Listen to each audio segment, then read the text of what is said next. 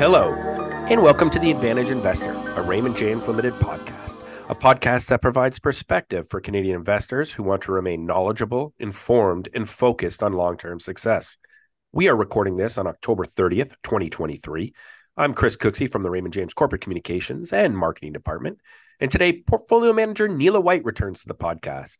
Neela has been on many times before, focusing on issues facing seniors and their caregivers. Today, Neela is going to discuss tips on how to develop resiliency. Welcome back to the Advantage Investor, Neela. I hope you're doing great and that your pumpkins are carved and all ready for Halloween.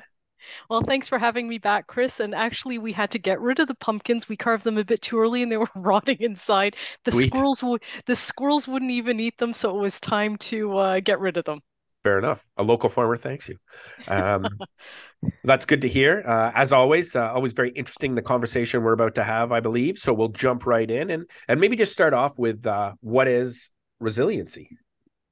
You know what? I would have to say, I think resilience in just a very simple form that all of us experience and try to demonstrate every day is our ability to bounce back in the face of challenges, difficulties, and negative environments. It's how can we reframe something, clean up our self-talk to bounce back, to have a positive attitude, to go forward proactively and try to be less reactive about the challenge that we're facing.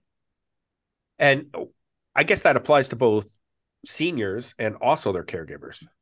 Oh, for sure. You know what? I think it's interesting. I think when we all look at our parents and our grandparents and sort of a bit of the school of Fort Knox, they do have a resilience to continuously move forward, to accept challenges, and to try to put that in a separate place than what they need to do to get past and move forward from it. And it is hard. It is hard at every stage of somebody's life. But I think specifically too with caregivers, they need to put habits and disciplines in place to maintain resilience just because your plate is quite full and you're tasked with a very stressful and emotionally demanding task that you do need to figure out ways to protect yourself. That way you're not declining along with the person that you're taking care of. Yeah, I've just realized over the last year myself, my parents are both sort of mid 70s, and Hmm. we're sort of getting to that next stage with things. So there's a level of patience that's required that maybe Hmm. didn't exist or be required before. So I imagine that's part of this whole resiliency Hmm. concept as well. Hmm. So maybe let's just touch on why it's so important that we develop this resiliency or know that we need it. You know what? I think with any task, I'm just focusing on caregivers and care recipients, but it's really anyone at any stage of their life. I think it's the whole aspect of by developing resiliency, you can actually promote your own self-care. Somehow in society that there's become this stigma that self-care is selfish, as opposed to really to take care of someone, whether it's your young family, your aging parents, your grandparents, coworkers, colleagues.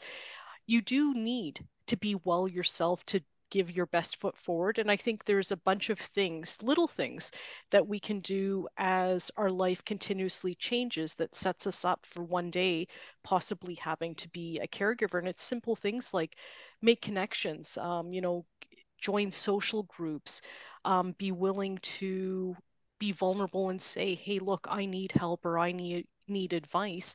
And more and more studies are coming out that for lack of social connections, there's such a detrimental effect on personhood, let alone if you're a caregiver and you're undergoing a ton of stress. And I think part of it is a bit of perspective. And I know we all become very emotionally overwhelmed depending what the circumstance is. But sometimes it just takes reframing the situation to get through the situation and deal with it. So, maybe as opposed to seeing something as an insurmountable problem, you view it as this is short term. If I can possibly look out a month from now, 2 months from now, that this could get better. It's just what I'm feeling right now. And I think also bottom line is we all need to accept that change is part of life and that's part of flexibility. That's part of developing resilience for all sorts of different challenges that we encounter within the life spectrum. Now, in terms of resiliency and as the Mhm. caregiver, is a lot different than the care receiver? Would you say? You know what? So I'm going to answer this personally because I think for everyone it's quite different what they feel, but I think it's different. I know in I was caregiver to both dad and mom, and I know in my mom's case, it was very, very hard for her to accept the fact that she needed care and that the person providing it was the youngest of her children. I think it puts you in a very vulnerable position. And there is some shame involved, especially when you have to do bodily care and nether region care. So I think from a care recipient's point of view, there are different emotional constrictions that you feel, but I think you still do need to develop, same thing, develop resilience by thinking, this is the care I need now. Other aspects of my life are still going well, accept the care with grace. It does take a bit of a reframing of realizing that there's been a decline in health and that affects all of us. And then I think from the caregiver's point of view, it's putting up certain boundaries, emotional boundaries and safeguards to help you keep things in perspective so that part doesn't start to really have a huge trickle down effect into your family life, the life of your kids, your work life. Because if you're unable to do that, it does have this overall impact where you start feeling overwhelmed if perspective starts to sway, right? Mm-hmm. And I think it's one of those things as well that, if I could say to anyone right now, it's at any age, start developing those outlets, healthy habits, eating well, exercising, going for a walk when you're feeling that you're on the edge and you're going to lash out is one of the best things that you can do. So it's putting in little habits like that, and there's no way it's not going to help with the rest of your life, right? I guess too, it's like there's a physical resiliency that's required, but Hmm. also a mental Hmm. resiliency as sort of the roles changes. A lot of the things you may be developing if you're looking after a parent is sort of the role reversal. A Hmm. lot of the Hmm. stuff they used to do for you, you are now Hmm. doing for them. So there's a mental Hmm. resiliency required to accept that Hmm. this is now the situation and it's what is Hmm. best as we move forward. Mhm. And I think one of the things, and this is a personal pet peeve as well, I think one of the things we have to get out of the habit of language wise is saying they're just like babies. They're Yeah, fair. reverting back to being a baby. A baby is born without skills and they're Yeah, 100% reliant. And, their brains are very small and they're just beginning to absorb stuff. So they don't see you having to change their diaper and in a senior's a brief or a medipad as shame. They yeah, don't know that there's a role reversal, whereas with a parent there is. Like they've had 60, 70, 80 years of taking care of their whole self. yeah. To be looked at by a caregiver as a baby is very Demeaning.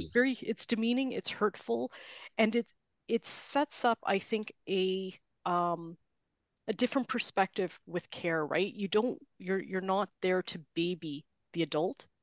You're there to support and advocate for them. Yeah, that makes sense. That makes Hmm. sense. And you mentioned self-care earlier. Hmm. I'm a big believer in self-care as you Hmm. are, Neela, and the importance. If your mind's not right, it's very hard to provide the support needed for Yep. others.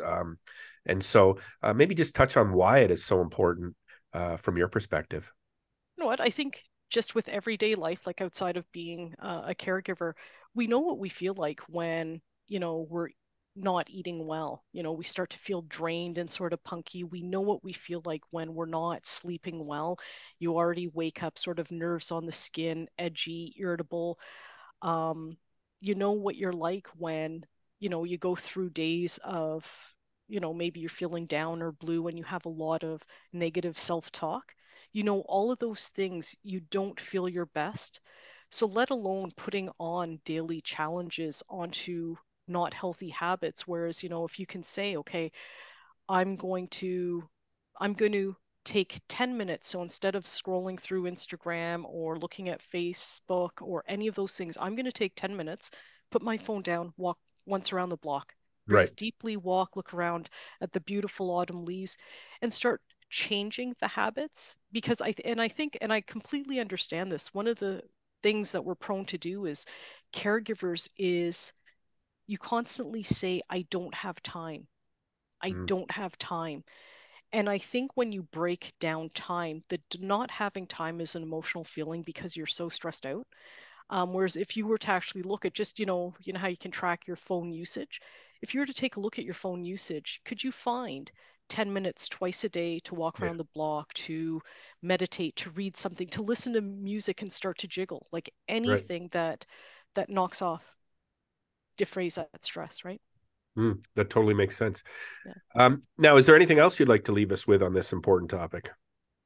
I think, I hate to um, belay COVID. I mean, we're past it, but I think a lot of things were brought to light, and that's very much mental health and the negative impact that social isolation and being within four walls and not having social interaction and engagement had on everyone in some Mhm. varying forms.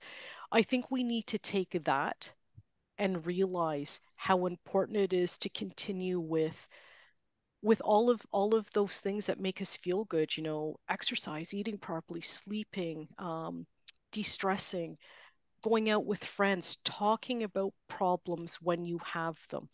I mean, this whole idea, they might think less of me if I say I'm just so stressed out or if I burst out crying. I think we have to get through that feeling of somebody's going to look at me as lesser. And I think if we can gradually continue to do that, I think we just become more wholly accepting of our feelings, dealing with them proactively instead of letting it bottle up and then. Phew. Yeah. So I think it is a discipline, it is a habit, it does take time.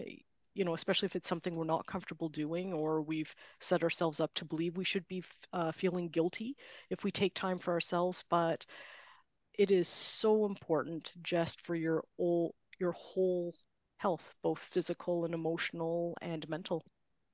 That makes total sense to me. I know, like, some of the group chats Mm, that my friends and I have now. mm. Let's just say they've changed over the Yeah, changed over yep, the years from yep, what we used to talk about. So yeah, totally yep. makes sense to me. Hmm. Well, I'd like to thank you for taking the time today, Neela. I know you'll be back soon. As mentioned, Neela's been on many times before, and seniors in social isolation was briefly mentioned in this episode. And there was an episode that we recorded with Neela at the end of 2021. So check that out in the archive. But Neela's been on many times talking about elder care and elder abuse and when the kids move out and the solo senior and lots of other great topics in the feed. So check those out as well. And Neela, hope you'll join us again soon. Thank you so much for having me, Chris. Take care and happy Halloween to everyone. Thank you. Reach out to us at Advantage Investor Pod at raymondjames.ca. Subscribe to the Advantage Investor on Apple, Spotify, or wherever you get your podcasts. Please contact your advisor with any questions you have. On behalf of Raymond James and the Advantaged Investor, thank you for taking the time to listen today.